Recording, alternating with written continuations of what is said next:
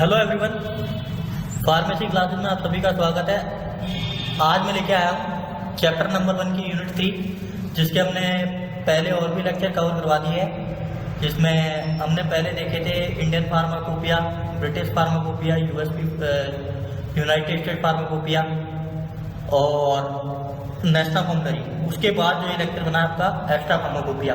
इसके बाद जो है ये जो चैप्टर नंबर 1 है ये आपका पूरी तरीके से कंप्लीट हो जाएगा।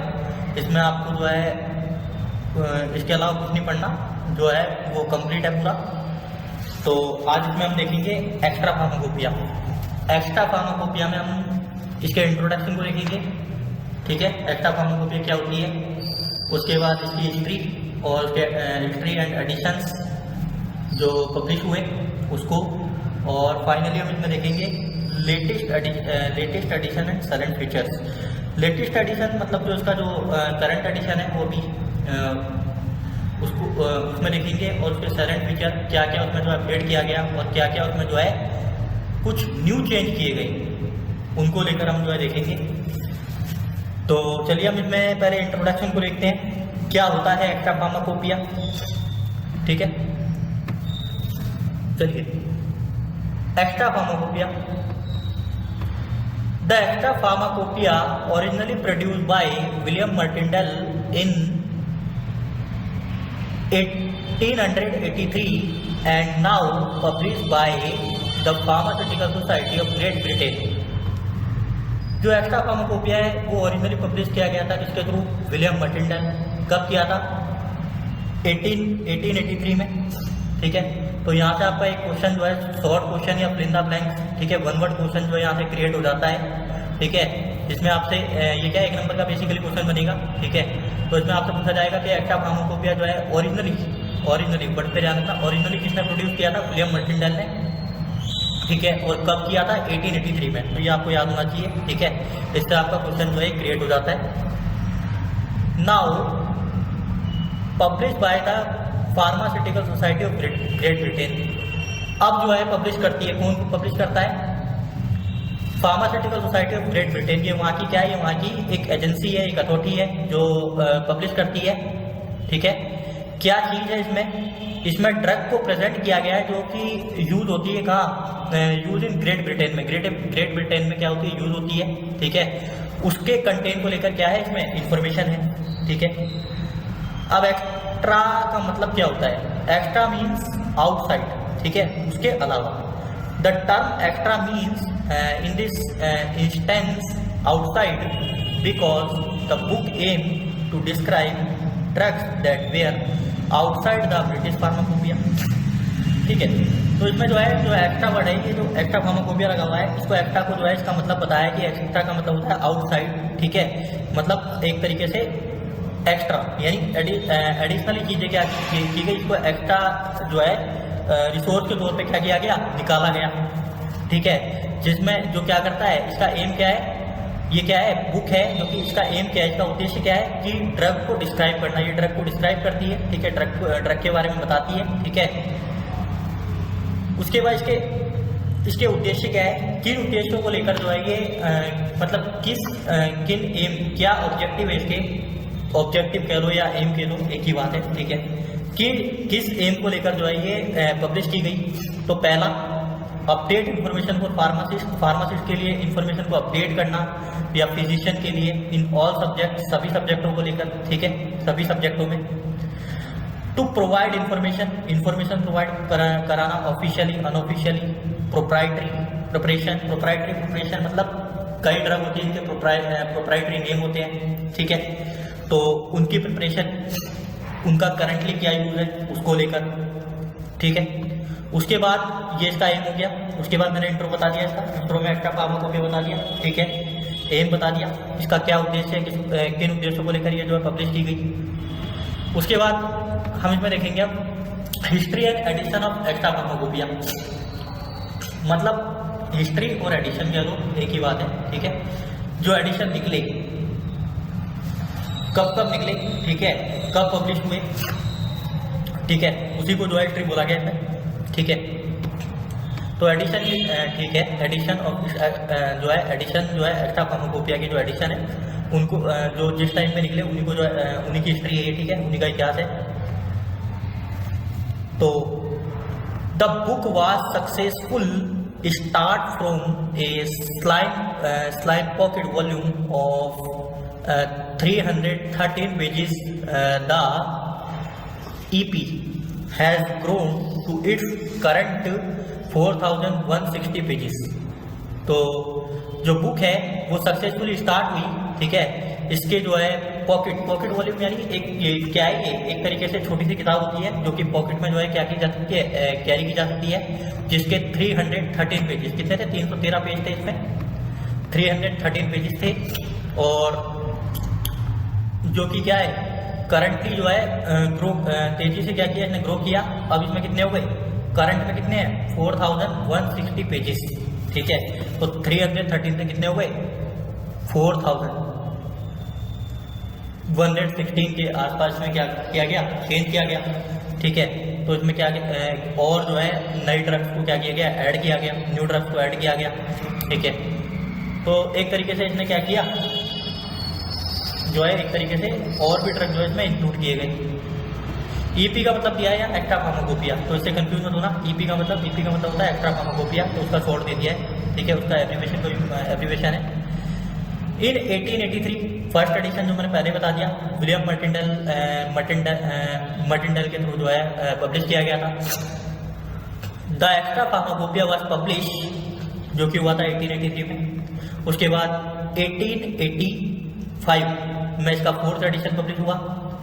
उसके बाद 1901 ए 10th एडिशन वाज पब्लिश। 1901 में जो है इसका जो है 10th एडिशन जो है पब्लिश हुआ। William Martindale was in poor health and he committed suicide in February 1902। इनकी जो है जब इनका 10th एडिशन जो पब्लिश हुआ उसके बाद इनकी हेल्थ जो थी वो क्या थी, जो है खराब होने लगी, जिसकी वजह से इन्होंने जो है कमिट किया। 1902 में क्या किया इन्होंने, सुसाइड कर लिया। आफ्टर डेथ, इनकी डेथ के बाद जो है मर्टिनडेल की डेथ के बाद his pharmacist son doctor William Harrison, इनके जो सन थे doctor William Harrison, Martindale had taken over the responsibility of publication of Murtindale Extra Pharmacopoeia in association with Dr. White Westcott at intervals of 2 to 3 years until Westcott death in 1925। यानी जब 1902 में इनका 10वां addition आया तो इनकी health जो है ख़राब होने लगी, तब इन्होंने कमिट किया कि 1902 में इन्होंने क्या कर लिया, इनकी डेथ हो गई थी, ठीक है। इनकी डेथ के बाद जो इनके सन थे विलियम हैरिसन, उन्होंने जो है उन्होंने इसकी जिम्मेदारी उठाई, ठीक है, इसकी रिस्पॉन्सिबिलिटी ली। उसके बाद उन्होंने क्या किए, इसके जो और एडिशन हुए, 10th एडिशन के बाद जो और भी एडिशन हुए वो इन्होंने क्या किए, टाइम टू टाइम क्या किए, पब्लिश किए, ठीक है। एक एसोसिएशन थी उनके जो डॉक्टर वेन वेस्टकॉट थे, वो थोड़ा सा क्या थे, वो इंटरवल पे थे, 2 से 3 साल क्या थे, इंटरवल पर थे। इंटरवल का मतलब होता है ब्रेक, एक तरीके से, ठीक है, ब्रेक ले लेना किसी चीज़ से। तो इंटरवल पर थे रहे 2 से 3 साल। जबकि वेस्टकॉट डेथ इन 1925, जब वेस्टकॉट की डेथ होती है 1925 में, in 1912, ठीक है, 25 in 1912 5th edition was published with additional volume containing the analytical and diagnostic material and continue until the 23rd edition in 1952। तो 1912 में जो इसका 5th एडिशन जो है पब्लिश हुआ एडिशनल वॉल्यूम के साथ, जो कि कंटेन करता था एनालिटिकल एंड डायग्नोस्टिक मटेरियल को, ठीक है। क्या था इसमें, एनालिटिकल एंड डायग्नोस्टिक मटेरियल जो है इसमें था, उसको कंटिन्यू किया गया जब तक कि इसका जो है 23rd एडिशन जो 1932 में क्या 52 में क्या हुआ, पब्लिश हुआ, इसको कंटिन्यू रखा गया। ठीक है, जब तक कि इसका 23 एडिशन जो है नहीं आ गया। आफ्टर डेथ ऑफ WH, ठीक है, WH यानी यहाँ पे शॉर्ट फॉर्म दिया है वाइन विलियम हैरिसन, जो इनके विलियम मर्टिंडाइल के जो सन थे विलियम हैरिसन, उनकी डेथ के बाद after death of doctor WH मर्टिंडाइल, यानी विलियम मर्टिंडाइल के क्या थे, सन थे। ठीक है, business were split and the copyright of the Extra Pharmacopoeia was acquired by the Pharmaceutical society of Great Britain, यानी विलियम मर्टिंडाइल के जो सन थे उनके सन की डेथ के बाद जो है जो बिजनेस टाइम का वो किसको चला, उसके कॉपीराइट वगैरह जो थे वो किसको चले गए, एक्वायर कर लिए किसने, Pharmaceutical society of Great Britain ने। ठीक है, इसका जिम्मा लिया। उसके बाद the Extra Pharmacopoeia Martindale contain informations about drugs in clinical use worldwide, selected investigational and veterinary drugs, herbal medicines, excipients, vitamins, radiopharmaceuticals, nutritional agents, vaccine, diagnostic agents, medical gases, drugs of abuse, toxic substances, disinfectant and pesticides। यानी ये एक तरीके से बता रहे हैं कि extra pharmacopoeia में जब मर्टिंडाइल ने एक्स्ट्रा फार्माकोपिया को पब्लिश की थी तो उसमें क्या क्या शामिल, क्या क्या कंटेंट जो था शामिल था, किस किस चीज़ों के, किन किन जो है सब्सटेंसों के बारे में बताया गया था जिनका क्लिनिकल यूज़ था। ठीक है, ड्रग्स इन क्लिनिकल यूज़ के लिए जो ड्रगें थी उनके बारे में बताया गया था। तो इसमें मैंने बता दिया, इसमें आपको कुछ जो है बेसिक से विटामिन थे, एक्टिवेंट थे, ठीक है, मेडिसिन थी, हर्बल मेडिसिन थी, वेटनरी ड्रग्स जो कि किसके लिए यूज होती है, एनिमल वगैरह के लिए, पेट वगैरह के लिए जो ड्रग थी उनको रखा गया, रेडियो फार्मास्यूटिकल, ठीक है, टॉक्सिक सब्सटेंस, डिसइंफेक्टेंट, पेस्टिसाइड वगैरह, ये सारे क्या थे इसमें एक्स्ट्रा फार्माकोपिया में जो है शामिल किए गए थे।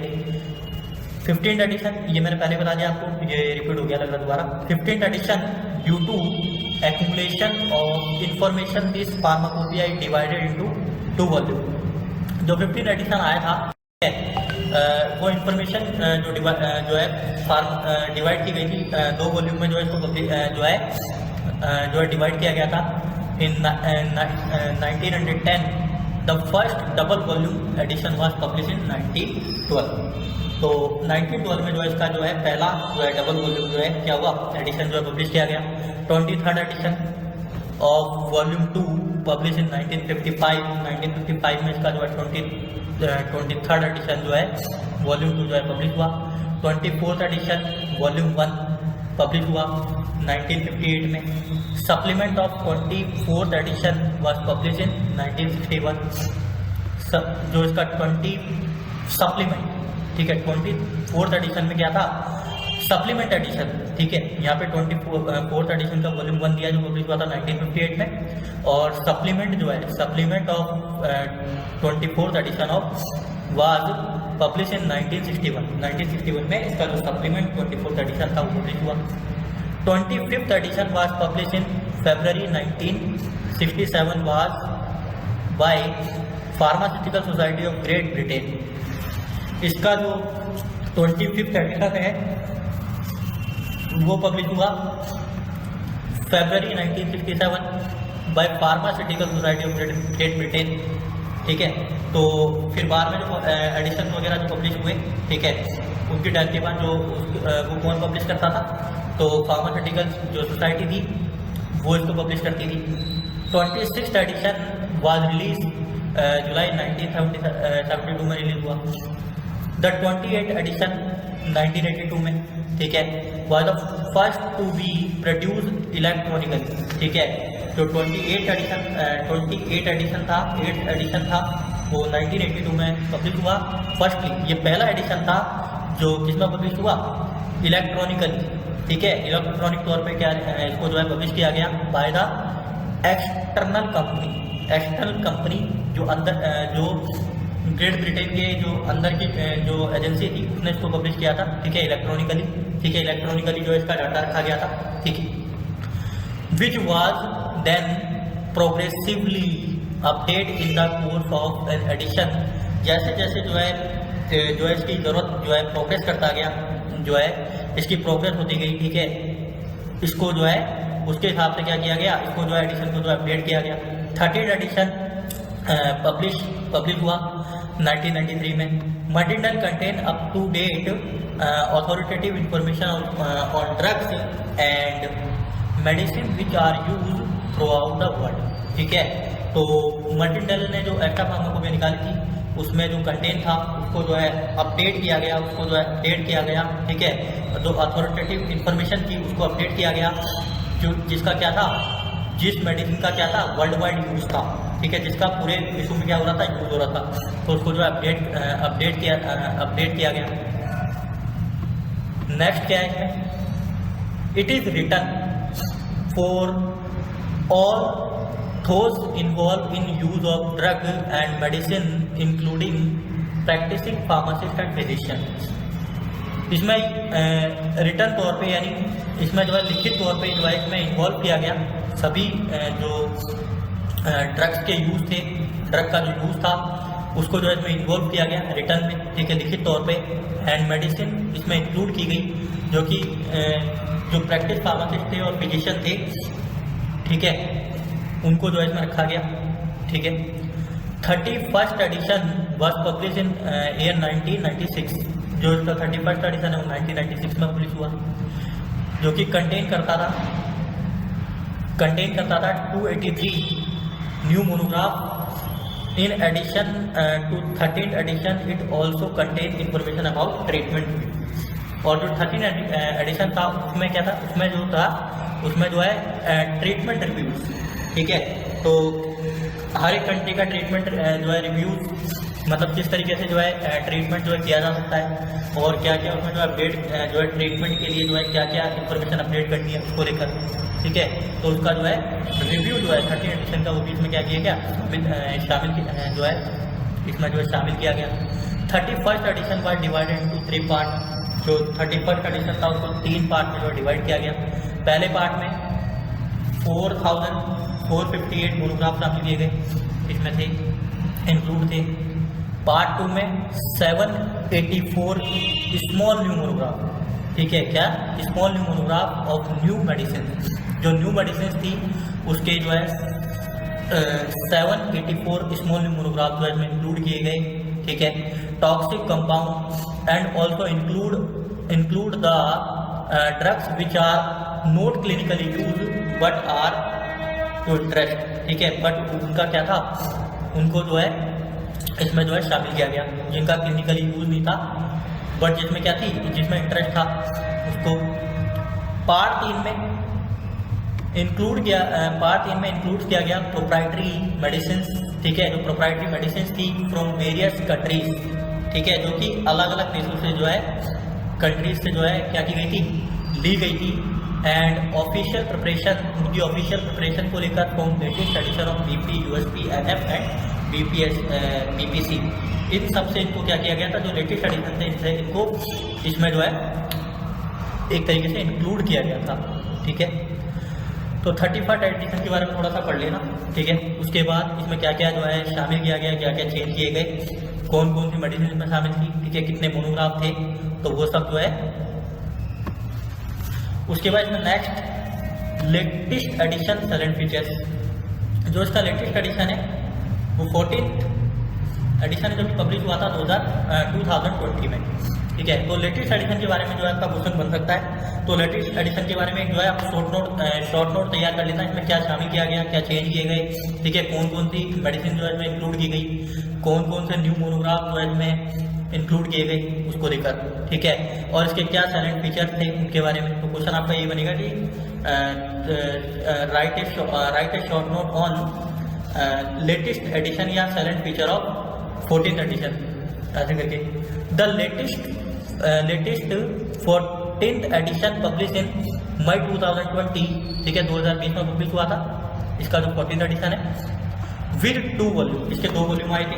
कब पब्लिश हुआ? 14th एडिशन 2020 में, वॉल्यूम 2 वॉल्यूम में पब्लिश हुआ था। ठीक है, ये बेसिक हो गया। सेलेक्ट फीचर क्या थे इसके? ओवर 6400 ड्रग मोनोग्राफ समराइज किए गए। द नोमेनक्लेचर जिनका IUPAC नेम था, properties and action of each substances. ठीक है, हर एक सब्सटेंस की जो है उसका एक्शन, ठीक है, किस तरीके से जो है जो सब्सटेंस था उसका क्या एक्शन हो सकता है उसको लेकर, ऑल इन वन बुक। ठीक है, और इन सभी को लेकर एक बुक जो है giving your quick and easy access, जो कि क्या देती थी, जो है क्विक और इजी एक्सेस, जो क्या करा देती, अवेलेबल करवाया। ठीक है, तो इसमें क्या था? पहला पॉइंट 6400 न्यू मोनोग्राफ थे जिनको समराइज किया गया उनके नोमेनक्लेचर नेम के प्रॉपर्टी के साथ। ठीक है, उनके एक्शन को लेकर, हर एक सप्ताह के एक्शन को लेकर, इसको लेकर एक वन बुक जो है तैयार की गई। ठीक है, जो कि एक क्विक और इजी एक्सेस देती थी। Over 1,25,000 preparation from 43 countries and regions, मतलब 1,25,000 प्रिपरेशन को जो है इसमें लिया गया 43 कंट्रीज और रीजन से, क्षेत्रों से इनको जो है इसमें शामिल किया गया। 700 ट्रीटमेंट रिव्यूज को इसमें शामिल किया गया with reference from the publish literature. जो लिटरेचर पब्लिश हुए थे उनसे इसको लिया गया। ठीक है, उनसे जो है इसका जो है रिव्यू लेकर उसमें उससे जो है इसको इसमें ऐड किया गया। 5,600 plus pharmaceutical terms and route of administration. 5,600 जो फार्मास्यूटिकल टर्म जो यूज होते हैं उनको, और route of administration in 13 major European languages. जो हर एक कंट्री की क्या होती है? लैंग्वेज होती है। तो उन लैंग्वेजेस से जो है 13 मेजर जो मुख्य जो मेन थे जो रूट ऑफ एडमिनिस्ट्रेशन थे उनको इसमें शामिल किया गया। Over 60,000 references citizens and over 25,000 international manufacturer and distributor के रेफरेंस लेकर भी जो है इसमें क्या किया गया, उसको भी इंक्लूड इसमें किया गया, इसमें रखा गया। ठीक है, तो 60,000 रेफरेंस जो है इसमें लिए गए और 25,000 क्या लिए गए, इंटरनेशनल जो मैन्युफैक्चर होते हैं, ठीक है, जो ड्रग को मैन्युफैक्चरिंग करते हैं, और डिस्ट्रीब्यूटर जो होते हैं जो उसको डिस्ट्रीब्यूट कराते हैं, इस पर जो है अलग अलग कंपनीज वगैरह को, ठीक है, या रिटेलर को, उनको भी इसमें जो है शामिल किया गया। तो यहाँ पे एक टर्म आया था रूट ऑफ एडमिनिस्ट्रेशन। तो ये सोच रहे होंगे कि आप रूट ऑफ एडमिनिस्ट्रेशन क्या होता है? तो रूट ऑफ एडमिनिस्ट्रेशन का मतलब है कि जो ड्रग दी जा रही है वो कितने रूट से दी जा सकती है। ठीक है, उसके कौन कौन से रूट हो सकते हैं। तो मैं थोड़ा सा जो है बेसिकली दे दूँ, क्योंकि इसका जो है और भी जो लेक्चर बनेगा ना तो उसमें आएगा रूट ऑफ एडमिनिस्ट्रेशन, तो वहाँ पे इसको जो है अच्छे से एक्सप्लेन कर लेंगे। अभी जो बस इतना समझ लो, तो रूट ऑफ एडमिनिस्ट्रेशन होता है वो दवाओं को देने का, जो ड्रग दी जा रही है उसको कितने रूट से जो है दिया जा सकता है। तो एग्जांपल के लिए मैं बता देता हूँ आपको।